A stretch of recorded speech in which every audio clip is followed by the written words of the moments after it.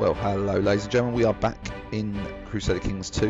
Unfortunately this is still I didn't use the microphone properly because the washing machine come video, so I am post narrating over this. I do apologise. I promise you that the next video coming up after this one will be 100% complete live gameplay as we go. So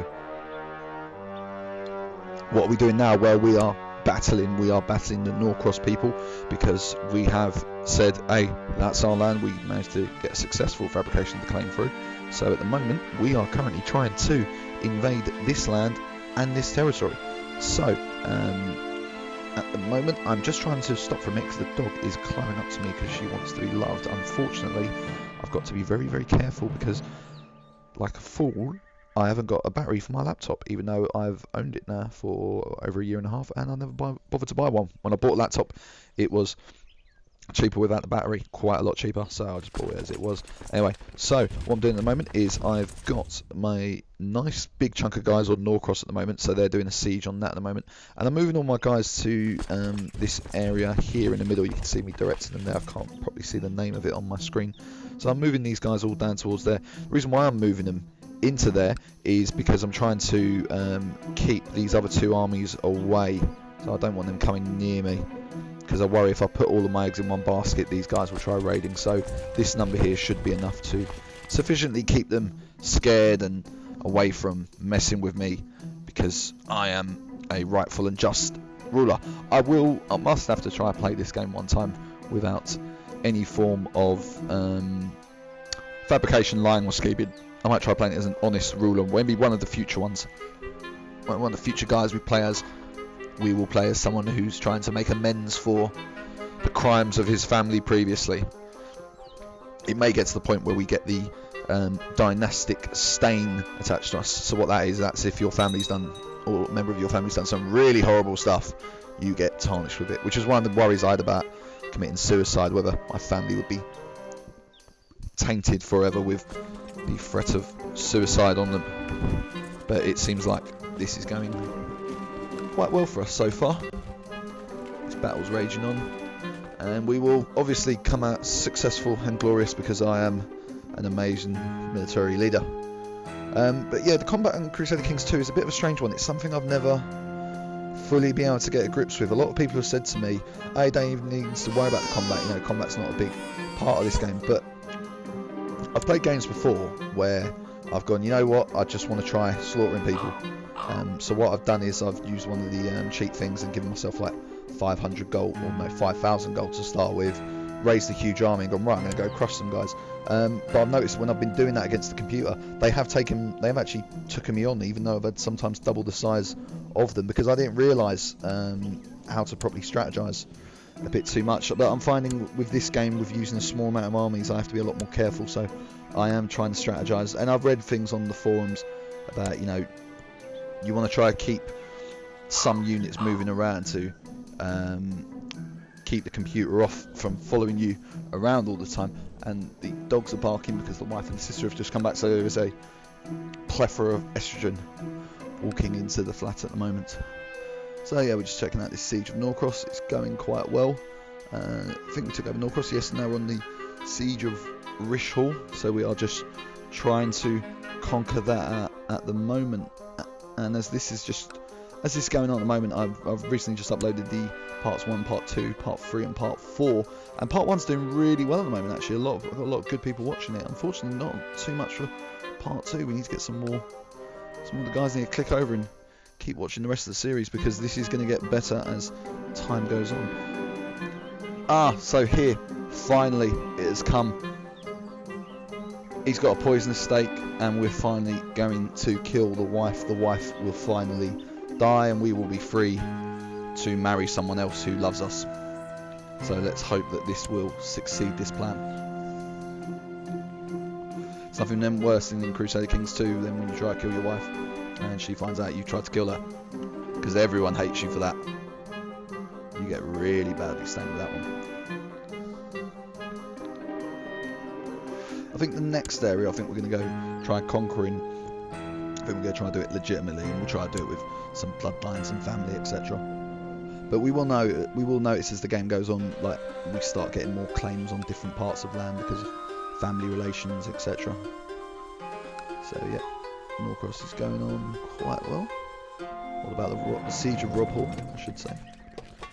And I'm checking my military at the moment because I'm a bit worried about what you'll typically find is that when you're playing the game, all of a sudden more enemy combatants spring up out of sudden because they've raised all their levies. So I'm just checking mine out to see if I need to do what I need to do. And yes, the wife is dead.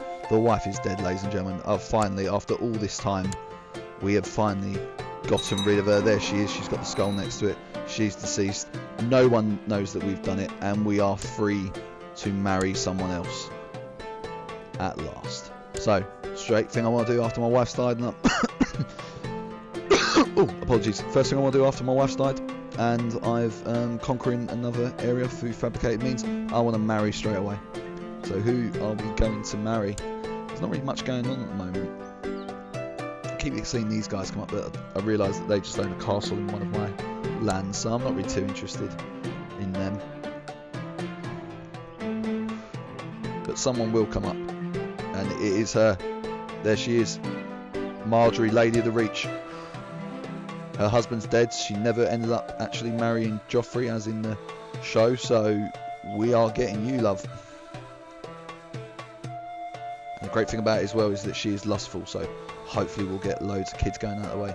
But I need to make sure she actually likes me before we can do that.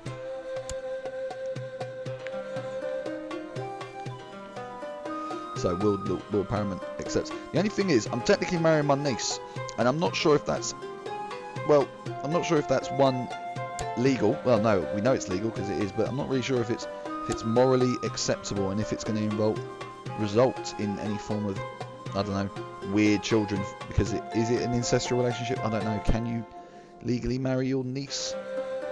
Who knows? But my nephew's also in charge of the Reach, so we're doing well for ourselves.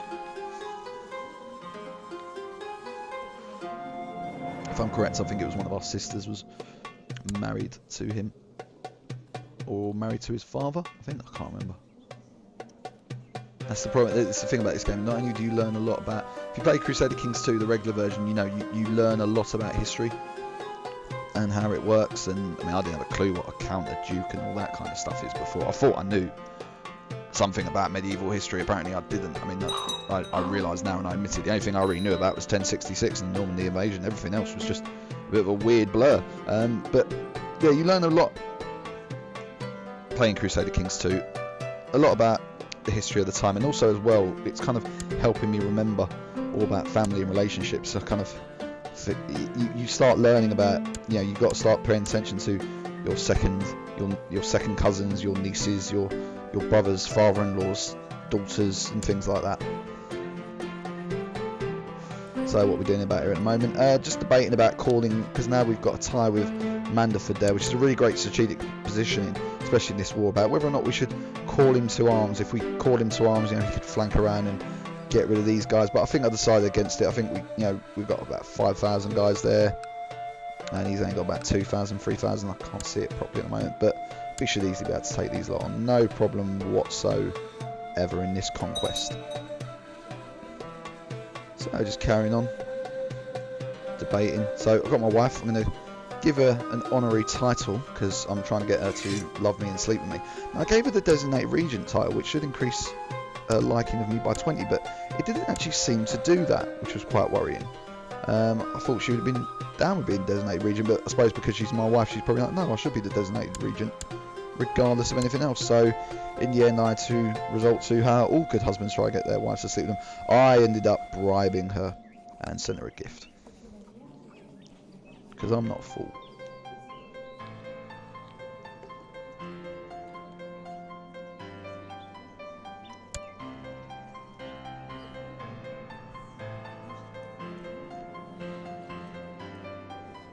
Yeah, it doesn't like me enough. So yeah, let's give her the bribe. It's a gift, like me. It was like 20 gold, I had 20 gold to spare.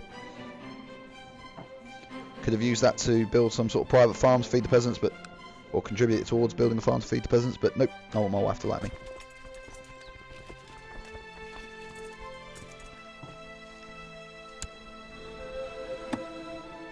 Now, if anyone's watching this, who's well rehearsed in Crusader Kings 2. I'm pretty sure I've read somewhere that there is actually a way to just take over random bits of land in combat if you are at Wardham. So for example, I could take all of this land here. I think it's like you kind of have to have your armies there for like a year or 2 years or something like that. If anyone's watching this, can they please clarify in the comments box below what I need to actually do to do this, or I might have just imagined it in a dream. But it's quite a good game. I mean, it kind of stops you from just completely battering everyone in the planet, but you know. Just seeing what Stannis up to today. Yeah, this was kept weird. I couldn't figure this out. I saw some Stannis troops raised up, or Kingdom of the Iron Flag troops, but I could never figure out who they were at combat at. Everywhere I was looking, it didn't see normally where the combat is. And I know with that, the Septon one in a game I played once before, Septon's armies all of a sudden got huge and just started taking over large amounts of land. But I could never figure out I couldn't figure out who Stannis was actually sending his ships to fight. So I think in the end I had to look online, and I saw that you can check the ledger to see all battles that are going, or wars that are going on at the moment. And I couldn't see any reference to it there, and I think I checked out where they were going. They was going to some place called Slavers Road, so I had to look there, and Slavers Road place wasn't at war. So yeah, it was completely baffled into what was going on.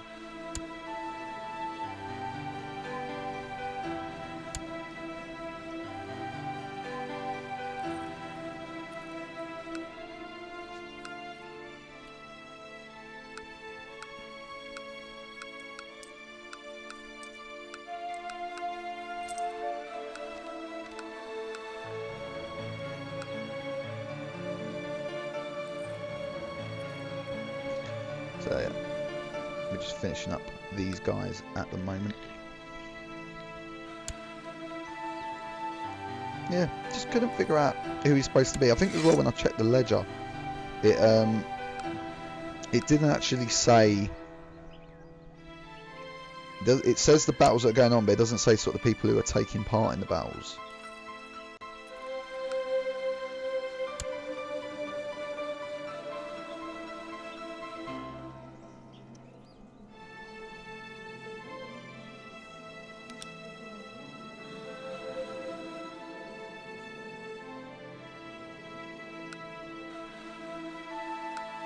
Yeah, we are over at Slavers Base. Still can't figure it out. Or Slavers Road.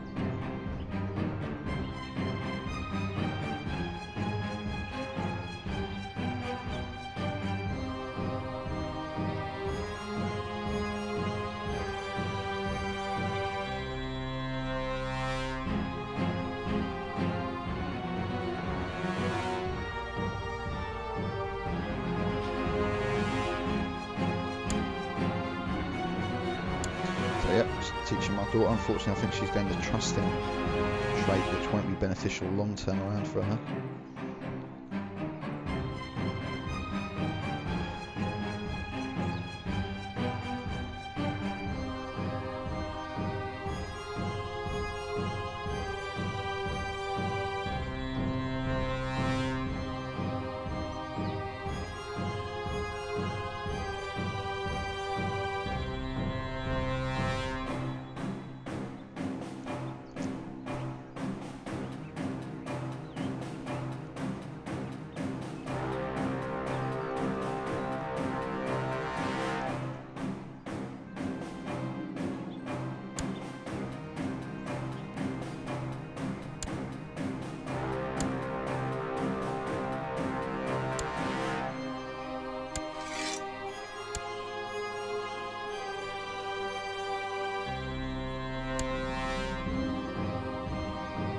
Just checking this combat thing, if you can get land other ways, but no, apparently you can't. So any land you do sort of win or take over during war, you have to give back. I thought there was a way if you held it for so long, it would automatically go to you, but apparently not. Oh well. So just dismissing the army levies.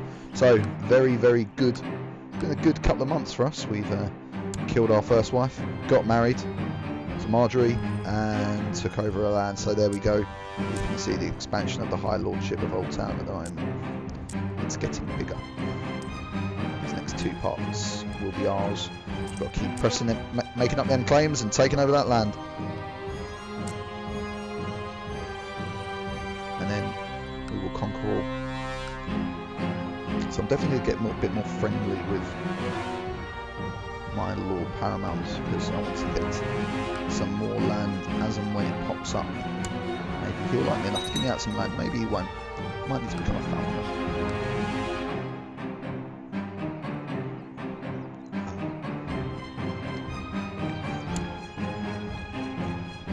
God, we're getting old. I just realised we're 48 years old, damn. Got to start thinking about that next one, because our heir is going to be one of our brothers next. Yeah, so they have just named Tully Paramount of the Riverlands. The Riverlands territory has become existent again. And I'm just going up on the map now to have a little bit of a nosy. That's it. Unfortunately on my computer for some reason the HP support assistance just come up, which is very irritating. So, well, as I was playing it and I was talking to myself evidently, I talked about how this is going to cause some major problems. They're going to start breaking out in that whole region there, because some of them people under the Riverlands, even though that might be their de jure positioning, or yeah, they might be a de jure member of the Riverlands, they've been independent for quite some time and they might not like being under that yoke once more. Furthermore as well, I think the Riverlands is definitely encroaching on some of the Westerlands territory, and I think it's on some of the Vales territory as well.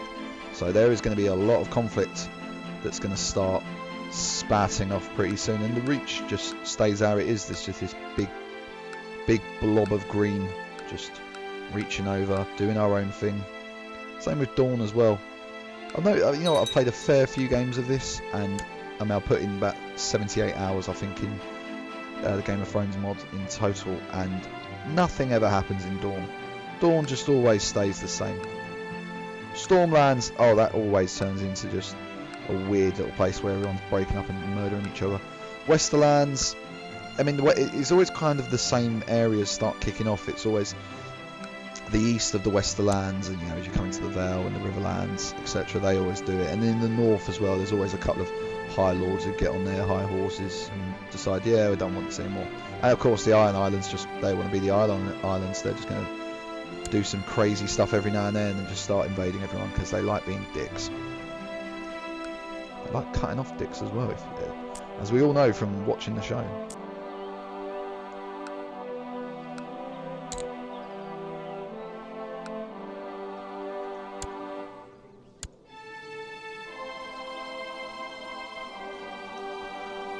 Checking out my lordship is and what's going on at the moment. Checking out who this little boy is. Oh yeah, because that's my bastard son, and he's off getting educated somewhere, and apparently I can't pick who he's going to marry. And we've got a new Lord Commander of the Wall, which happens every now and then. Play some games and it just keeps happening. They're always getting Lord Commander. There's always a new one popping up.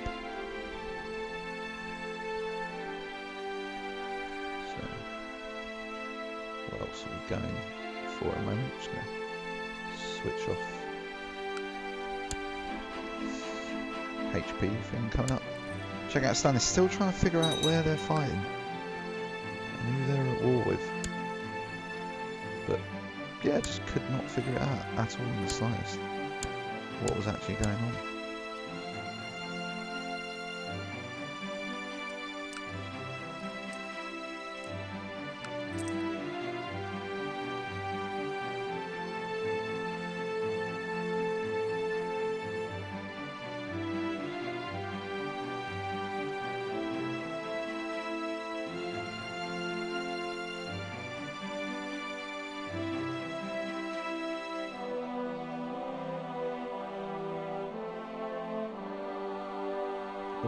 I've just put on something there. Shouldn't have done that. Sorry, I'm on YouTube at the moment, but yep, we can see here there's another battle coming on. As I said, the Stormlanders, they just love to kick their shit out of each other.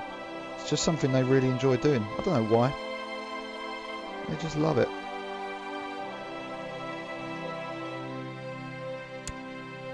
They're just horrible people like that, really, I suppose. Not civilised like us Old Town Reachmen. We're a lot more civilised than all of them lot. Not getting into all that stuff. No, no, no, no, no.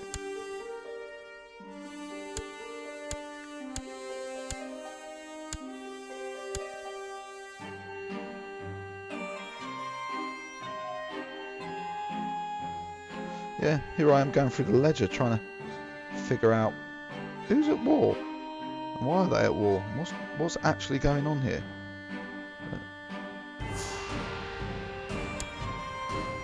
Yeah, just couldn't figure out.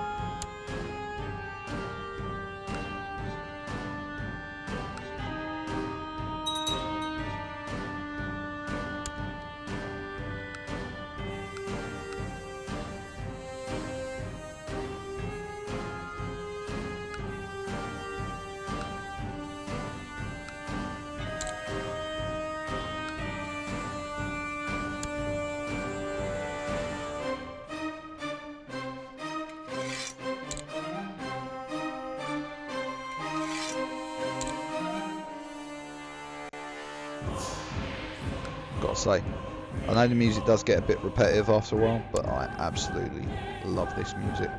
It just works so well in the game. It's got that, sometimes got a nice little bit of medieval minstrel kind of sound, and it's just got this epic. Oh, I love it. Just wonderfully adds to the mood. I think it's very effective.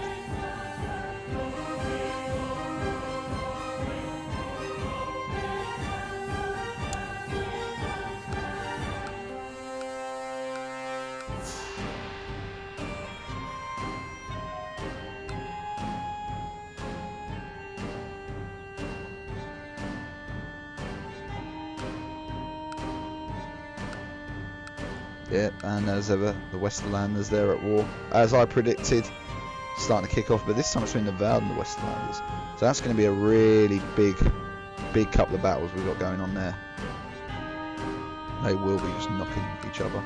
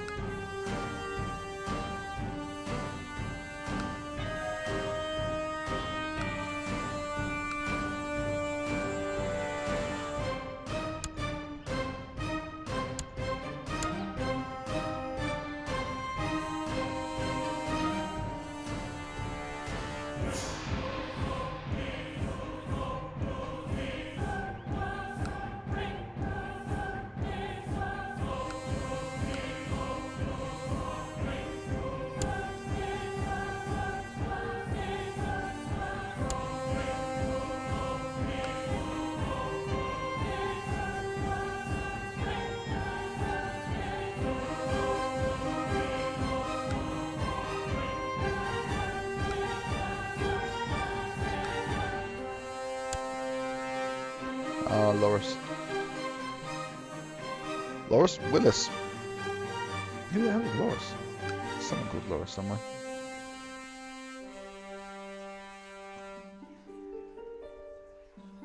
And then we're going to hold a grand tourney because I want to make sure everyone across the world really loves me and loves me and loves me more than anyone else. I want to get myself a lot of friendly allies, and Dawn's starting to kick off as well. They don't really kick off too much. Oh, it looks like they're kicking off amongst themselves. No, probably kicking someone else. They do that quite a bit, the Dornish. They do. They do. They do. But yes, all the battles are beginning. There's some boats out there as well. Is there any boats? No. Sorry, I've just seen that little tiny in the bottom left hand corner. Oh, it's just disappeared. What was that? Yeah, still can't figure out who he's at war with. What he's fighting for. Stannis is a bit of a cutthroat anyway, he loves a good battle, so I I'm sure we'll figure out in time what he's up to, what his plan is. Who's he going to kill it? But for now, we just need to wait and see. Unfortunately, I just realised that while I've been recording this whole microphone session, I could hear the music playing as it was going on. Just realised that was actually coming out the speakers of my laptop, so I'm worried that you lot have had double the amount of music now, which that's probably going to be a bit weird and annoying. Will I have to record this whole session again? I really hope not, because I've had to spend an hour and a half doing this and I just want to play the game some more. I want to talk about some new stuff going on and what we're going to do next. But ladies and gentlemen, for those of you who are watching, what should we do next? What should be my next goal? How should we play this? Who should we battle? Who should we kill? Fine jousters, all of them though, for the tourney of old time. I ain't watching all of them. That takes ages.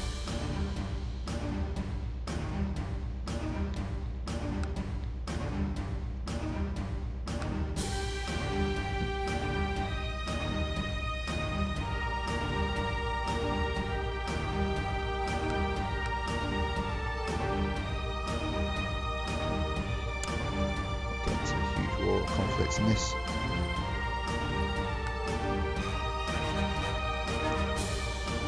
So it's all war breaking out, and this is what I do like. I like it when Crusader Kings 2 gets like this, when the chaos breaks out. You normally find as the first, I mean, it is when the game first starts, everything's kind of a bit more stable because all like the titles and the claims, there aren't really too many of them knocking around, and it's all quite stable. It's as the game goes on, so probably in the next 50 odd years or 70 years, that'll be when it really starts going off again, because everyone will be claiming for their brothers and sons and daughters and third cousins, and my master at arms got a claim and I want to give it a go. So yeah, that was when it will really start going for it.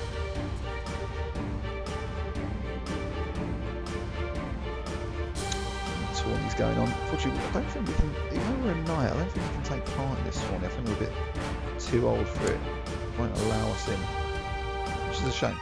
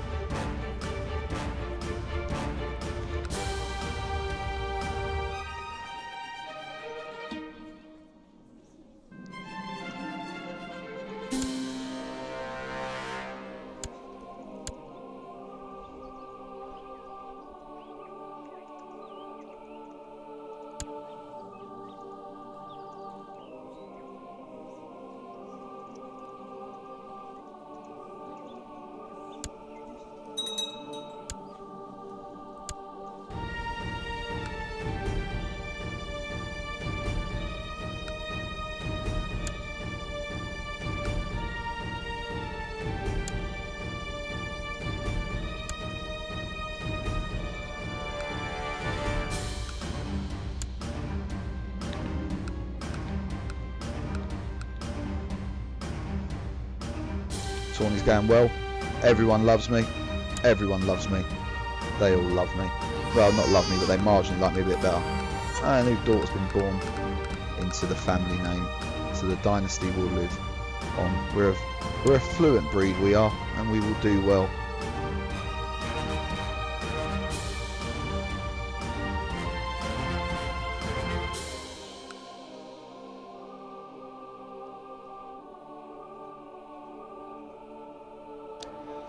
But yes, we are doing quite so well in this. Trying to debate about buying a farm at the moment, but I'm just a bit short on the cash, so can't get that just yet. But soon we will get the farm, and the lands will be good, and the peasants will be happy, and everything will be well in the world. It will all be great and nice, and everyone will love us, and the world will be wonderful. it will all kick down. And we will worship and we will be triumphant. And everyone will see that we are the true people of the Reach, and we will conquer it all and we will take these lands. The problem with this game is it does bring out the tyrant dictator that exists inside them. And it exists inside all of you as well.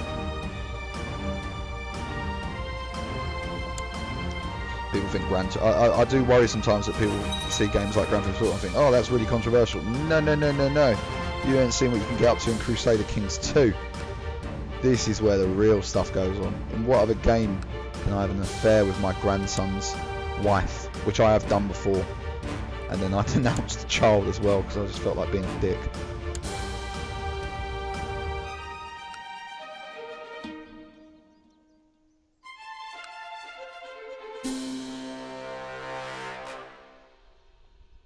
Go on. This is what we're talking about.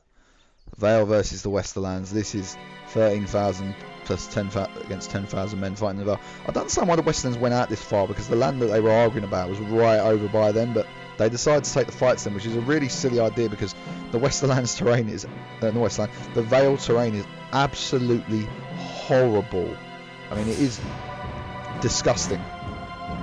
And it is in the show. One of the big parts about the show is that the Vale is like, yeah, you can't conquer there because it's just rocky and it's horrible and the bloody gate and no one's ever taken over. So I don't know why they bothered even going near the place, unless they're trying to get the king in place. But ladies and gentlemen, that was the end of the video. Left you on the cliffhanger there. What will happen in the rest of the battle? What will happen in the rest of the war? We will see later on, because now I can finally start playing this again and giving some live commentary. So thank you very much, ladies and gentlemen, for watching, and I'll see you on the next video. Bye bye.